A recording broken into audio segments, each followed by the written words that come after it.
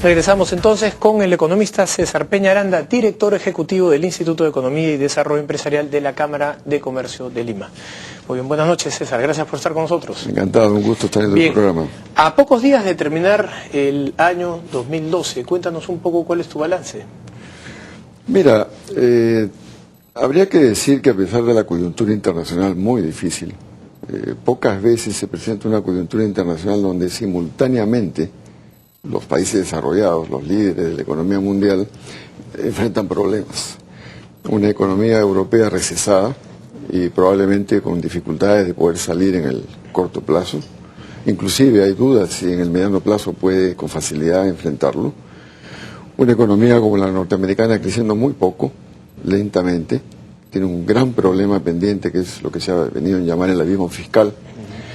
Un problema de subir impuestos y bajar gastos en un momento en que la economía está no recesada, porque la economía norteamericana está creciendo, pero sin duda que muy lentamente, y eso complica. Luego, los países que jalaban en alguna medida o que ayudaban a jalar la economía mundial, que eran los BRICS, Brasil, Rusia, India y China, todos creciendo a un ritmo muchísimo menor, particularmente China, acostumbrada a crecer por encima de 10%, 2 puntos porcentuales de PBI, hoy la tenemos a China creciendo alrededor de 7%, algunos hablan inclusive que su tendencia podría ser menor. Entonces un panorama mundial muy difícil, creo que la economía no va a crecer mundial, no va a crecer más de 3%. Hablar de América Latina y en particular el Perú, creciendo alrededor de 6% es bueno frente al panorama mundial, envidia probablemente de otros países. Pero si bien eso es válido y hay que alegrarnos por eso, particularmente, reitero, por la coyuntura internacional, uno tiene que mirar también si esa tasa de crecimiento y la tendencia de esa tasa de crecimiento es buena para el país. El Perú es un país que por su alto nivel de pobreza todavía y por la elasticidad empleo-producto, que para simplificarlo es cuánto empleo yo genero por unidad de producto que pueda tener la economía por crecimiento de 1 punto del PBI, el Perú no debe crecer menos de 4%. Si el Perú crece por debajo del 4%, empieza a tener dificultades para resolver el problema de la pobreza, que es lo que más preocupa y que se ha venido a interpretar como lo que se llama inclusión social. Entonces, crecer a 6 está bien, son 2 puntos porcentuales por encima, digamos, de este mínimo, de este piso, pero con una tendencia un poco preocupante. Te puedo comentar, hace poco estuvimos analizando y probablemente va a ser materia de una reunión en la Cámara y de algún artículo que vamos a escribir en la revista, de que si uno analiza la última década, la década del 2000, te encuentras con que la economía peruana creció en alguna medida similar a China. El motor del crecimiento de China son las exportaciones y la inversión en general, estatal y extranjera. Son las dos variables que han movido la economía china. Las exportaciones se le está cayendo a China por la situación mundial y las inversiones se le están cayendo también el ritmo de crecimiento por las, digamos, desconfianza que hay y ya no está creciendo como antes. Entonces las dos variables que jalaban la economía china en exportaciones... Y los costos de producción frente a sus pares también están encareciendo la movilización, ¿no? Que le hace perder competitividad. Correcto. Entonces tenemos a una economía complicada, no obstante que China desplazó a Alemania como la primera potencia exportadora del mundo y recibe, pues, o estaba acostumbrada a recibir 80.000 o 100.000 millones de dólares de inversión anual. Tiene esos problemas ahora y el gran dilema de China es cómo incrementa su consumo privado, que representa muy poco del PBI, no llega a más del 30%. Tiene techo para subir, pero su gran problema es cómo hacerlo. En el caso del Perú, te comentaba, en la década pasada, en el primer quinquenio, lo que jaló la economía del Perú fue el ritmo de crecimiento de las exportaciones.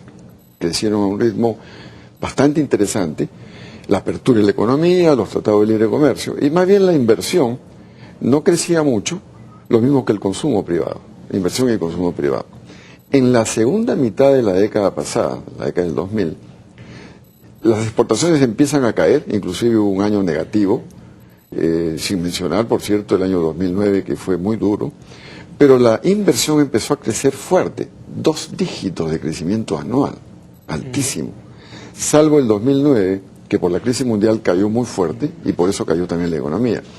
Y simultáneamente empieza a crecer el consumo también, un poco más un punto o punto y medio más o 2 puntos que lo que venía creciendo en el primer quinquenio de la década. Entonces, similar a China decía, pero digamos en la mitad, si uno lo quiere comparar. En el primer quinquenio jala la economía en las exportaciones, en China eran exportaciones más inversión. El segundo quinquenio de la década pasada jala la economía peruana, la inversión fundamentalmente, crecimiento de 2 dígitos, es muy alto, 20 y 22% de crecimiento anual. Crece un poco el consumo, por cierto, a un ritmo menor, pero el consumo pesa mucho en el PBI del Perú, más o menos 60-65%. Pero ¿qué sucede y cuál es la preocupación, Juan José? De que en lo que va de esta década, 2011, 2012, y lo que se proyecta para el próximo año, tanto las exportaciones, que fue el motor en el primer quinquenio y que ha empezado a bajar, sigue con dificultades. Y lamentablemente la inversión, que crecía a 2 dígitos, sigue creciendo pero a 1 dígito ahora. Está entre 10, bueno, digamos 2 dígitos, pero en la parte baja, 10-11%, con una tendencia probablemente a la baja si es que no se enfrentan los problemas de ambiente de negocios. Hace poco el Banco Mundial publicó su estudio del Doing Business y lamentablemente el Perú está estancado. Se había pronosticado que hacia el 2012, 2013, el Perú iba a estar en el puesto 25, creo que lo anunció Carranza en su momento y Castilla lo mantuvo, y seguimos en el puesto 43. Entonces, si el ambiente de negocios no mejora, sumado a problemas internos como los conflictos sociales, las huelgas, el problema del narcoterrorismo, empieza a sembrarse la duda, cierta desconfianza de que el ritmo de crecimiento de las inversiones se pueda mantener, particularmente el sector minero, y eso puede afectar la dinámica del crecimiento económico. Hace una semana el presidente de Confiep, Humberto Especiani, mencionó que el Perú había dejado de recibir $5.000 millones este año por inversiones. Ya. Y lo que uno se pregunta es, ¿qué es lo que tenemos que cambiar para retomar esa senda de inversiones que son las que tú comentas? ¿Cuál es tu opinión respecto a las restricciones a las nuevas inversiones? ¿Cuáles son exactamente esas variables que tú crees hay que comenzar a mejorar en el corto plazo? Mira, en el tema de las inversiones, y dejemos para después cómo aumentar las exportaciones también para tener estas 2 variables como, digamos, plataforma de crecimiento de la economía peruana. El tema de las inversiones del Perú no es una isla. Y si bien en América Latina se menciona a Brasil, país continente como interesante a nivel mundial, especialmente por la coyuntura internacional, Colombia, Perú y Chile son muy calificados afuera, son los países que se están mirando. Entonces competimos con Colombia y competimos con Chile por atraer la inversión extranjera. Eso va en dirección a mejorar el ambiente de negocios. Todo lo que mide el Banco Mundial en su estudio de Doing Business para que sea atractiva la inversión en el Perú. Pero además buscar la estabilidad social y política. El Perú ya lleva más de 2 décadas con estabilidad macroeconómica y eso le ha permitido ser un país estable, interesante. Vienen las inversiones extranjeras, pueden proyectar su rentabilidad, pueden mirar hacia adelante con tranquilidad porque tienen una economía estabilizada, con una política macroeconómica que se ha mantenido ligeros ajustes casi 22 años. Por lo tanto, yo te diría que el énfasis del gobierno debe estar allí. Y mencionaría en lo particular, que tú me preguntas, la simplificación de los procesos.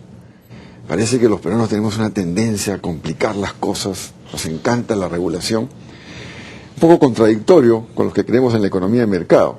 La Constitución habla de una economía social de mercado y un poco contradictorio porque le sumamos regulaciones permanentemente, hacemos procesos complejos y todo ello dentro de un Estado ineficaz e ineficiente que enfrenta además procesos engorrosos y eso complica la marcha de las inversiones. Prueba de ello son el poco avance en las concesiones, las asociaciones públicas-privadas, el tema de obras por impuestos.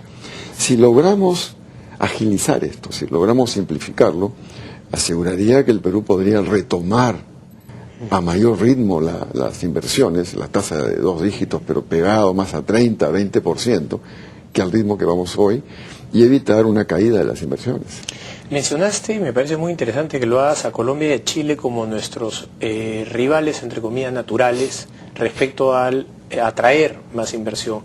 Y pensaba, mientras que te escuchaba, cuáles eran esas variables que nos hacían tan diferentes con los colombianos y chilenos, y se me venían dos a la cabeza. Una es calidad de la educación, ¿no?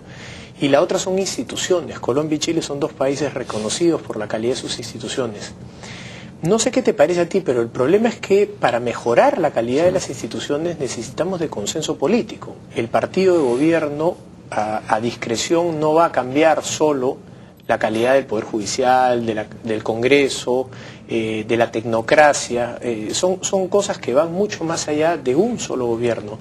¿Cuál es tu visión de este problema? A mí me parece fundamental. Te digo, no solamente está vinculado al tema del ambiente de negocios, sino al tema de enfoque global de la productividad. Cuando uno quiere mejorar el ambiente de negocios, sin duda tiene que mirar, como bien dices tú, el tema de la institucionalidad. Y lo mismo cuando tú quieres aumentar la productividad de lo total de factores, o sea, los elementos que directa o indirectamente contribuyen a la eficiencia productiva, la institucionalidad también se convierte en un elemento clave. Cuando hablamos de institucionalidad estamos hablando de libertad de los agentes económicos para poder actuar. En una economía de mercado eso significa que, respetando las normas jurídicas, se evite trabas burocráticas y exceso de regulación. Claro, la gente cree que cuando uno habla de instituciones, uno lo que está promoviendo es más de Estado. No. Cuando es justamente lo contrario. Lo que está pidiendo es que el Estado haga lo que ya quedamos que iba a hacer. Excelente que tú lo pongas así, es justamente al revés. Pero además, instituciones fundamentales como la siguiente, el imperio de la ley. Una vez se habla de instituciones y se olvida que el imperio de la ley es una institución fundamental. Al igual que el mercado, ¿no? Al igual que el mercado. Los títulos de propiedad, hay que tenerlo, la transparencia en la información. Todos esos elementos que hacen a la esencia del funcionamiento eficiente de una economía de mercado no se están dando con la, digamos, certeza y valor que le dan en la economía chilena y probablemente en la colombiana también. Y eso hace que estos países sean mirados quizás con mayor interés. Bueno es que el Perú se haya puesto en esa misma plataforma. Yo vengo de la reunión anual del Banco Mundial y el Fondo Monetario, que fue en Tokio, y te podría afirmar en las reuniones que he tenido, múltiples, y lo que uno escucha además, que, como te decía, se habla de Brasil en América del Sur, porque es un país continente, es muy grande, está creciendo poco hoy. Es uno de los BRIC que tiene problemas, pero lo interesante y lo que enorgullece a uno como peruano es que se habla de Colombia, Chile y Perú como los tres países que hay que mirar. Entonces, dentro del Asia-Pacífico, me imagino. Entonces no debiéramos desaprovechar esa oportunidad y el tema institucional se convierte en un elemento fundamental. Bien, te voy a pedir para hacer una pausa. Vamos a regresar después con César Peñaranda para seguir hablando sobre el tema del crecimiento. Regresamos.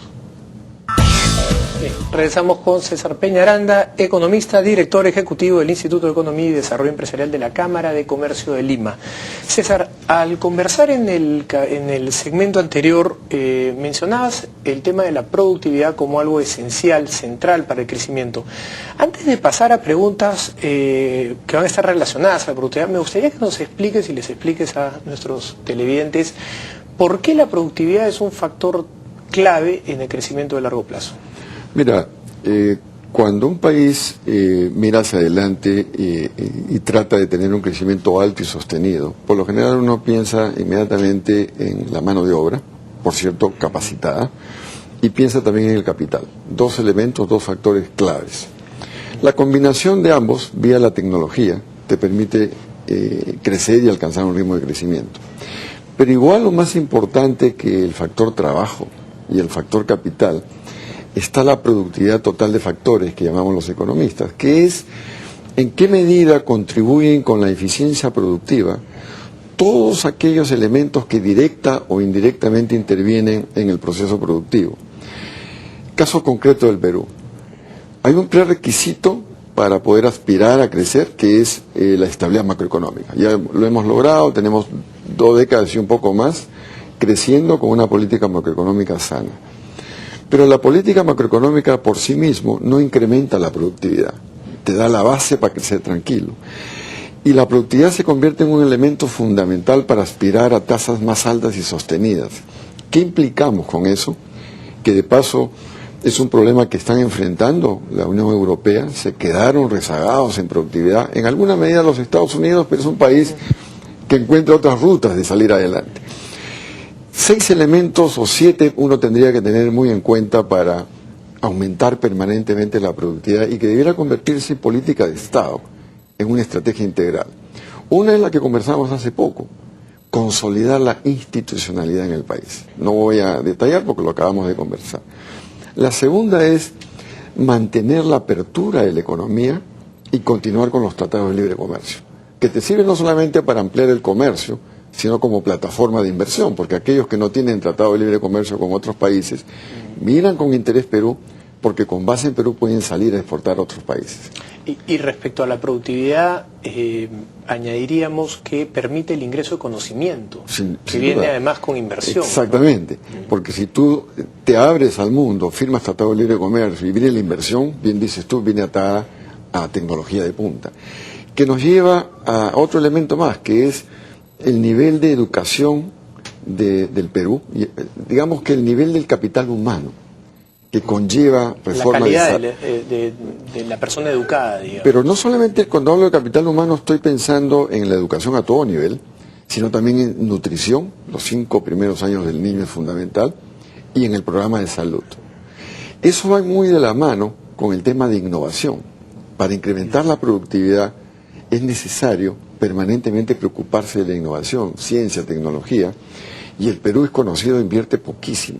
No solamente el sector público, o sea, no solamente el sector público no le da importancia a la inversión en innovación, ciencia y tecnología, sino el propio sector privado. Bueno, hay que reconocer eso. Una pregunta.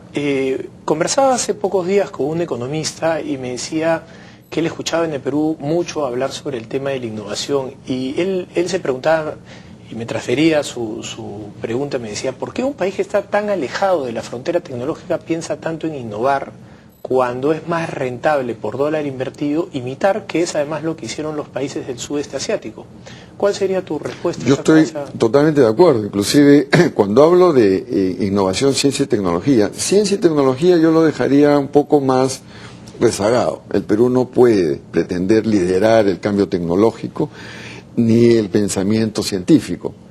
No digo que no lo hagamos, pero hay países desarrollados, Estados Unidos, Europa mismo. El plan del Bicentenario peruano dice que vamos a liderar en nanotecnología para el 2021. Bueno, ojalá que lleguemos al 2021 liderando eso, pero yo hablo de innovación precisamente en la dirección que te mencionaba esa persona que te comentaba.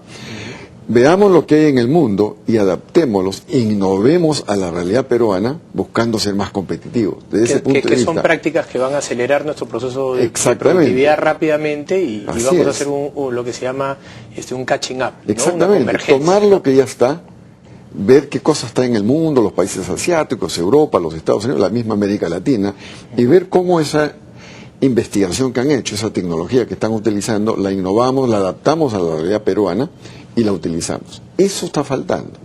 El Perú invierte en este rubro 0.15 del PBI. El promedio en América Latina es 0.7. Muy rezagados.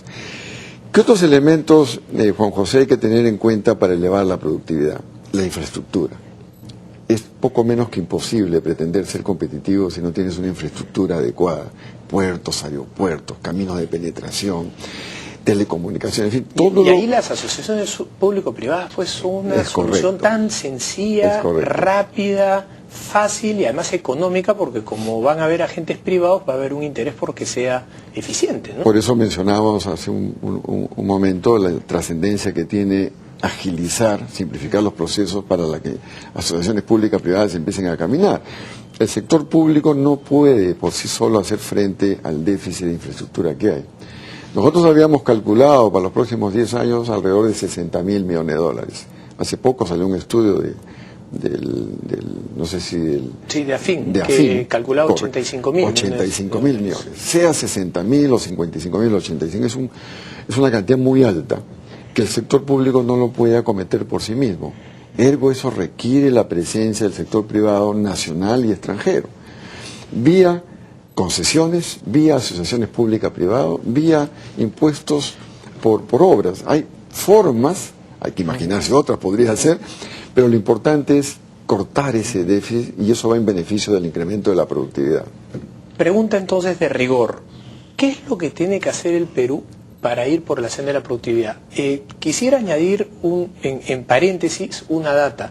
Australia, hace unos años, cuando dijo el camino del desarrollo es la productividad, la teoría del solo, todo lo que nos acabas de mencionar, instalaron una oficina que en lugar de ser un SNP era un análisis de productividad. Y cada norma, ley, proyecto, cualquier idea que se le ocurría a alguien en el ejecutivo, legislativo, pasaba por esta oficina, y esta oficina era la que determinaba si con eso Australia ganaba o perdía productividad, y en base a eso tomaban sus decisiones. ¿Qué es lo que falta en Perú? Pues evidentemente la idea no es copiar la oficina, sería fantástico, pero ¿dónde está la restricción? ¿Está en la mente del presidente? ¿Está en la clase política? ¿Está en la ideología, esta lucha ideológica que existe todavía entre los académicos, digamos que estatistas y liberales? ¿Dónde está el factor restrictivo para tomar la decisión e ir por el camino de la productividad? Mira, excelente pregunta, Juan José, porque esto pasa por lo siguiente, y me imagino que eso ha sido en Australia, que es convencerse de que el incremento permanente de la productividad, quizás en términos más simples, el incremento permanente de la competitividad, los economistas hablamos más de productividad, pero aumentar permanentemente la productividad te lleva a aumentar la competitividad. Si eres muy productivo, eres competitivo, ¿no? Si interiorizamos eso y nos damos cuenta que ahí está el meollo, el corazón del problema, y que si le metemos el diente al incremento de la productividad como política de Estado, podemos aspirar de manera sostenida a crecer a tasas altas, podría ser un logro muy grande. Mira, ahora que estamos con este tema de la Haya, ¿qué fue lo que dijo Piñera, el presidente Piñera, cuando tomó posesión del mando en Chile? Dijo que su principal objetivo iba a ser buscar que Chile incremente de manera permanente la productividad. O sea, el jefe de Estado en Chile se dio cuenta de que ese es el elemento. Yo diría que en Perú también lo hemos hecho, e interpreto que el presidente también lo ha asimilado, porque el ministro Castilla mencionó que la productividad, y en varias reuniones recientes que he estado, menciona que la productividad es el elemento fundamental. De hecho, el MEF tiene un área de competitividad que de alguna manera trae a colación el tema de la productividad. Pero ¿no? Tú lo acabas de mencionar, tú dices tiene un área. Acá lo que corresponde es que no solamente el ministro de Economía, sino que el Premier lo haga suyo y que el gabinete entienda que lo sustantivo, lo prioritario, de cara al 2021, de cara a 10, 15 años, darle, con base en una estrategia integral y como política de Estado, la preferencia al incremento de la productividad. Que todos los ministerios se pongan a actuar en esa dirección y que inviten al sector privado, porque esta no es solamente una tarea del sector público, yo diría que fundamentalmente del sector privado, que a su vez se encuentra con trabas, no hay infraestructura, no se le da importancia a la capacitación, etcétera, juntos puedan llevarlo adelante. Creo que si se toma real y cabal conciencia de esto, de que es fundamental como política de Estado llevarlo adelante, no tendríamos por qué pensar de que el Perú progresivamente retome tasas de crecimiento del segundo quinquenio de la década pasada. Nos olvidamos que, si bien en la década pasada crecimos en promedio cerca del 6%, en el segundo quinquenio crecimos, si retiramos el año 2009, que fue crisis mundial, a doble dígito. Crecimos casi a dos dígitos, en promedio 8.8, cerca de 9. Éramos poco menos que China creciendo. Muchos dicen, eso era imposible, se demostró que no lo es. El problema es cómo mantenerlo.